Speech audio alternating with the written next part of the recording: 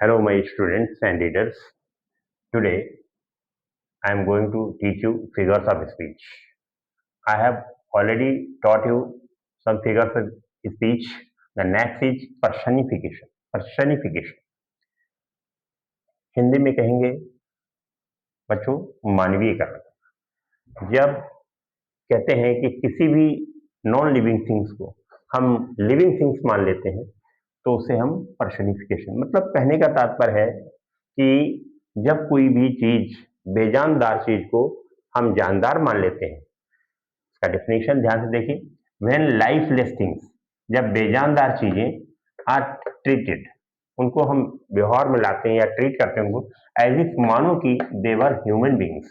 जब हम किसी बेजानदार चीज को, जब हम उसे जानदार ह्यूमन बींग्स में परिवर्तित कर देते हैं उसे या ह्यूमन बींग्स की तरह ट्रीट करते हैं तो वो पर्सनिफिकेशन कहा जाता है। हिंदी में मानवीकरण, मतलब मानव का रूप रख देना है, वो हम मानवीकरण कहेंगे।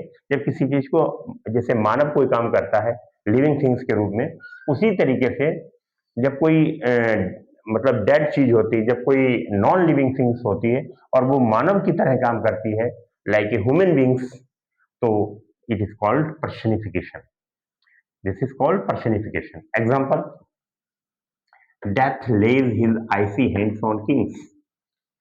देखिए, ध्यान से देखेंगे, डेथ। अब ये जो डेथ है ये लाइफलेस है, नॉन लिविंग है, लेकिन हमने डेथ को एक ह्यूमन बींग्स बना दिया है कि जिस तरीके से मनुष्य कोई काम करता है या किसी के ऊपर कोई प्रहार करता है, कुछ करता है, ऐसे ही डेथ जो होती है, मृत्यु, बेजानदार है लेकिन हमने इसे जानदार बना लिया है, लिविंग थिंग्स में ले लिया है। तो डेथ लेज, मृत्यु रख देती है, हिज आइसी हैंड्स, या डाल देती है, हिज आइसी हैंड्स माने अपने ठंडे ठंडे हाथ, ऑन किंग्स, राजाओं पर। मतलब कहने का तात्पर्य है कि जैसे मृत्यु जो होती है वो राजाओं को भी नहीं छोड़ती। वैसे देखा जाए डेथ नॉन लिविंग है, लेकिन हमने इसको एक पर्सनिफिकेशन, मतलब एक कहने इसमें मानवीकरण कर दिया, मनुष्य का रूप रख दिया है कि मृत्यु जो होती है अपने आइसी हैंड्स को राजाओं पर भी रख देती है, अर्थात राजाओं को भी नहीं छोड़ती। सेकेंड एग्जाम्पल, द सन। सन वैसे तो नॉन लिविंग में है, लेकिन हमने सन को जो है मानवीकरण किया है, मानव का रूप दिया है। स्माइल्ड, मुस्कुराया, एट अस, हमारी तरफ। हमारी तरफ उसने, जैसे कोई किसी की तरफ मुस्कुराता है कोई व्यक्ति, तो वो लिविंग, ऐसे ही सूर्य को हमने लिविंग बना लिया है, तो वो सन जो है मुस्कुराया, एट अस, हमारी ओर। ऐसे ही थर्ड एग्जांपल, द विंड। इसको विंड पढ़ते हैं और वैसे इसको वाइंड भी पढ़ते हैं, लेकिन ये विंड है। वाइंड जब हम पढ़ते हैं, विंड पढ़ते हैं जब हम इसको हवा के अर्थ में पढ़ते हैं, और वाइंड पढ़ते हैं कि वाइंड अप, काम कंप्लीट करना या घुमाना या चक्कर देना, जैसे घड़ी में घड़ी को चलाने के लिए, घुमाने के लिए, वहां भी वाइंड पढ़ते हैं। अच्छा, देखिए, द विंड विस्पर्ड, मतलब कहने की हवा ने विस्पर किया थ्रू द ट्रीज।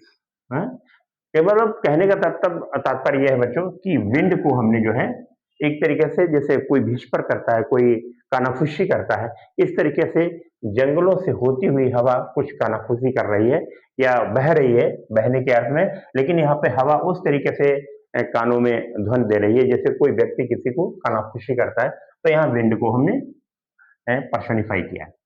अब इसमें आपको एग्जाम्पल में, ये तो हमने एग्जाम्पल दे दी, अब इसमें आपको आइडेंटिफाई करना, आइडेंटिफाई मतलब पहचानना है कि वास्तव में पर्सनिफिकेशन इसमें किसमें है। अब देखिए, the sun smiled brightly. Sun, सूर्य, मुस्कराया, ब्राइटली मतलब बड़ी खुशी से, तेजी से कहना चाहिए।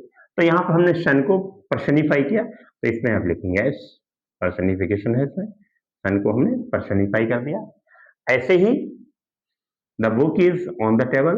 अब इसमें देखिए आपको आइडेंटिफाई करना, इसमें हमारा पर्सनिफिकेशन है या नहीं। तो book is on the table, अब बुक को यहाँ पर्सनिफाई नहीं किया है, जबकि यहाँ पर सन को पर्सनिफाई किया है, तो book is on the table, तो ये नो हो जाएगा, इसमें पर्सनिफिकेशन नहीं है। ऐसे देखिए, द विंड। अब इसमें देखिए, विंड स्क्रीम्ड। स्क्रीम मीन्स होता है वैसे चीखना, चिल्लाना, तेज आवाज में बोलना। ऑल नाइट, पूरी रात हवा मतलब तेजी से बहती रही और तेजी से आवाज करती रही है। तो यहाँ पर जिस तरीके से कोई तेजी से बोलता है, चिल्लाता है, तो उसे हमने मानवीय, तो यहाँ पे हवा को हमने मानवीकृत किया है, तो ये हमारा क्या हो गया, एस, इसमें हमारा मानवीय गण है। ठीक है, ऐसे ही fourth example, the dog barked loudly. अब इसमें पर्सन जनरली है, कुत्ते तेजी से भौंके है, तो ये हमारा पर्सनिफिकेशन नो, इसमें नहीं है। अब ऐसे ही the stars danced in the sky. अब देखिए स्टार्स, जैसे कोई बच्चे नाचते हैं कि कुछ भी करते हैं, कोई भी नाचता है, तो यहाँ स्टार्स को मानवीकृत किया गया है, नाचते रहे इन द स्काई, या आकाश में नाचते रहे या नाचे, तो यहाँ पर स्टार्स को पर्सनिफाई किया गया, इसलिए ये इसमें एस। तो इस तरीके से बच्चों हमने ये पर्सनिफिकेशन का मतलब शाब्दिक अर्थ में हम ये कहेंगे कि एक तरीके से मान लीजिए जब हम किसी चीज को ह्यूमन बींग्स में परिवर्तित करते हैं, किसको, नॉन लिविंग थिंग्स को। जब हम नॉन लिविंग थिंग्स को मतलब बेजानदार चीज को जानदार रूप दे देना ही पर्सनिफिकेशन अर्थात मानवीयकरण, मानव का रूप रख देते हैं, उसे हम पर्सनिफिकेशन कहते हैं। Next is allegory. ये एल्गोरी जो होता है इसे हिंदी में कहते हैं रूपक कथा। इसका वास्तविक अर्थ होता है जब कोई पोएम या कोई स्टोरी या कोई टेक्स्ट, जब कोई स्टोरी, पोएम या टेक्स्ट पूरी कहानी को, पूरी कहानी जैसे भी होती है, पूरी कहानी को जब हम बच्चों एक वैसे सार्थक अर्थ में पूरी कहानी पढ़ लेते हैं, लेकिन उस कहानी से हमें मॉरल या स्पिरिचुअल या पॉलिटिकल उसका जो भाव निकलता है, अर्थात हिडन मीनिंग उसका कोई और होता है, कहानी और होती है लेकिन उसका हिडन मीनिंग कुछ और होता है, तो उसको हम रूपक कथा, एल्गोरी कहते हैं। जैसे allegory is a figure of speech. Allegory क्या है, एक रूपक कथा, एक ऐसा फिगर ऑफ स्पीच होता है इन विच वन, जिसमें स्टोरी, पोएम और टेक्स्ट, चाहे कहानी हो चाहे पोएम हो, एक कोई टेक्स्ट दिया हो, हैज ए हिडन मीनिंग। उसका एक कहानी तो ठीक है बता दी, लेकिन कभी कभी हम पूछते हैं कहानी में, पूरी कहानी सुनाने के बाद या बताने के बाद कि बच्चों बताओ इसमें हमें क्या नैतिक विचार है या क्या हमें इससे शिक्षा मिलती है, तो कहानी तो कुछ है लेकिन उससे जो हिडन मीनिंग निकल के आया, जो उससे हमें जो शिक्षा मिली, वो हमारी एल्गोरी है। तो allegory is a figure of speech, एक बार और देख लेते हैं। Allegory is a figure of speech in which a story, जिसमें कहानी, पोएम और text has a hidden meaning. चाहे वो कहानी हो, चाहे पोएम हो, चाहे टेक्स्ट हो, उसका एक हिडन मीनिंग होता है। क्या होता है, एक गुप्त अर्थ निकलता है, एक ऐसा अर्थ निकलता है जो कहानी से बिल्कुल अलग होता है। ऑफन मॉरल, वो चाहे नैतिक हो सकता है, पॉलिटिकल हो सकता है, हैं? तो इसको हम ये शॉर्ट में कहेंगे कि hidden meaning story poem is allegory. किसी भी कहानी का, पोएम का या टेक्स्ट का जो हिडन मीनिंग होता है, वो हम क्या बच्चों कहते हैं, उसको हम एल्गोरी कहते हैं।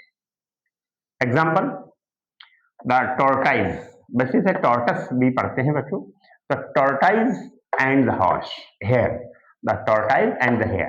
अब ये एक कहानी है, मतलब कछुए की और खरगोश की। तो ये हम कहानी पढ़ लेते हैं कि खरगोश बहुत तेज दौड़ता था, कछुआ धीरे धीरे चलता था, पूरी कहानी पढ़ ली, लेकिन इसका हिडन मीनिंग जो मॉरल एल्गोरी है, जो मॉरल या नैतिक जो हमें इसमें क्या हमारा विचार आया इसके बारे में, कहानी में क्या नैतिक विचार क्या आया है, ये कहानी में क्या शिक्षा देती है, तो ये क्या है कि ये धीरे धीरे चलता है और ये तेज चलता है। तो इससे हमें क्या एमोरल कि जो व्यक्ति लगातार अपने काम में लगा रहता है, तो slow and steady wins the race. तो ये कहानी का अर्थ हुआ है कि जो लगातार और मतलब कहने चाहिए नियमित रूप से काम करता है, जो कभी कभार तेजी से एक दिन में काम कर लिया फिर बैठ गया, तो इस तरीके से ये है कि जो व्यक्ति लगातार काम करता रहता है उसको सफलता अवश्य मिलती है। तो ये कहानी तो अलग है, टॉर्टाइज एंड हेयर, लेकिन इसका मॉरल एल्गोरी ये है कि हमें लगातार मेहनत करने से ही सफलता मिलती है। Next, the animal form by George Orwell. George Orwell ने एक एनिमल फॉर्म लिखा है, उसमें हमें क्या है, पॉलिटिकल एलिगरी। इसमें पॉलिटिकल एलिगरी क्या है बच्चों कि इसमें करप्शन है, या कहने चाहिए बहुत ही राजनीतिक कोई मतलब एक तरीके से भ्रष्टाचार संबंधी या कहने नैतिकता ना ही दिखाई गई हो, जिसमें नैतिक चीज ना आई हो, तो वो तो एनिमल फॉर्म हम पढ़ेंगे तो एक देखा जाए कि ये जानवरों के फॉर्म के बारे में बताया गया, लेकिन इसका जो एल्गेरी है वो पॉलिटिकल एल्गेरी है कि इसमें जो है करप्शन या बहुत ही ज्यादा ऐसी चीजें जो हमारी नैतिकता को खोती हैं, तो वो इसमें एनिमल फॉर्म में ये हमारा एलिगरी पॉलिटिकल एलिगरी हुआ। Next, pilgrims progress bye John बनियान। जॉन बनियान का इसमें क्या दिखाया गया है कि पिलग्रिम्स प्रोग्रेस में दिखाया गया है कि एक व्यक्ति यात्रा करता है, कि जीवन एक ऐसा एक यात्रा के रूप में है।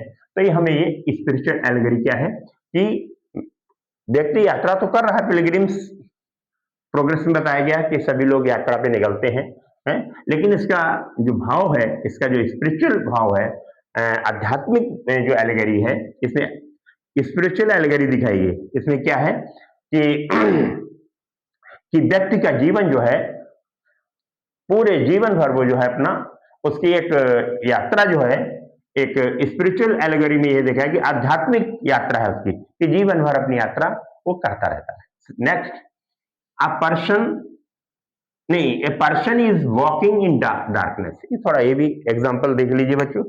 अ पर्सन, एक व्यक्ति, is walking in the darkness.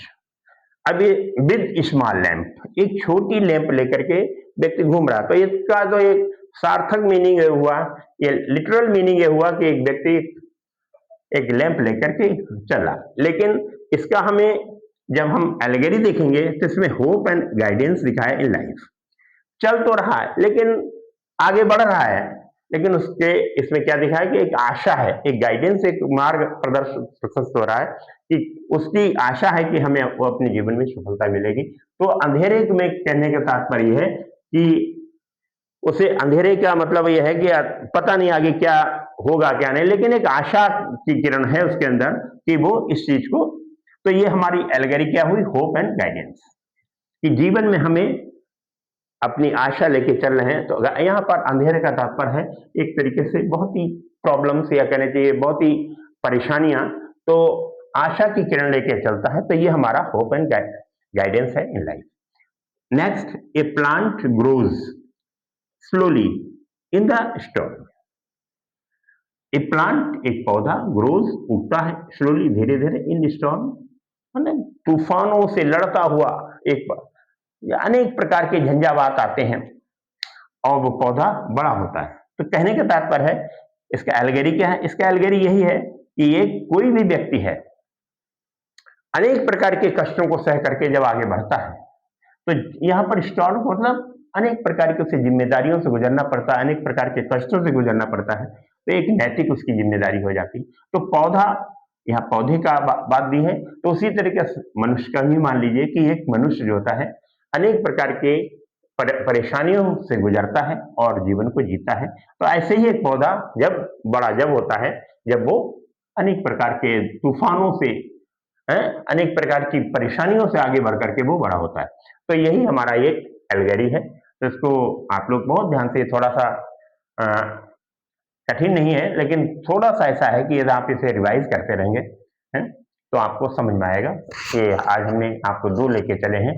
एक पर्सनिफिकेशन, मानवीकरण, जैसा हमने बताया कि किसी लिविंग नॉन लिविंग थिंग्स को जब हम लिविंग रूप देते हैं, पर्सनिफिकेशन। एल्गेरी का मतलब होता है जब कोई कही हुई बात को, जो लिटरल मीनिंग है वो तो है कहानी या पोएम जो भी है, लेकिन उसका जो हिडन मीनिंग निकलता है, जैसे हमने एक शॉर्ट में लिख दिया, ये वाला ध्यान देंगे कि हिडन मीनिंग स्टोरी पोएम बड़ा एल्गेरी।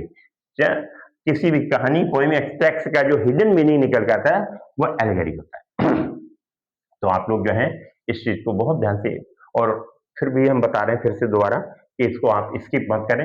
ये आपके कहने एग्जाम के हिसाब से जो हाई स्कूल इंटर में स्टूडेंट्स पढ़ रहे हैं उनके लिए, ये जो कंपटीशन की तैयारी कर रहे हैं उनके लिए भी ये बहुत ही इम्पोर्टेंट है। तो आप लोग जो है इसको पढ़िए और इसमें जो भी आपको जैसी भी चीज अच्छी लगी है उसका भी कमेंट करिए, और सजेस्ट मतलब और जो आपको अच्छा लगे या जो समझना चाह रहे हैं वो भी आप जो है कमेंट करके और सब्सक्राइब करें इसे और शेयर जरूर किया करें। तो ये आपके लिए बहुत इंपॉर्टेंट है। नेक्स्ट वीडियो में फिर हम मिलते हैं। Thank you.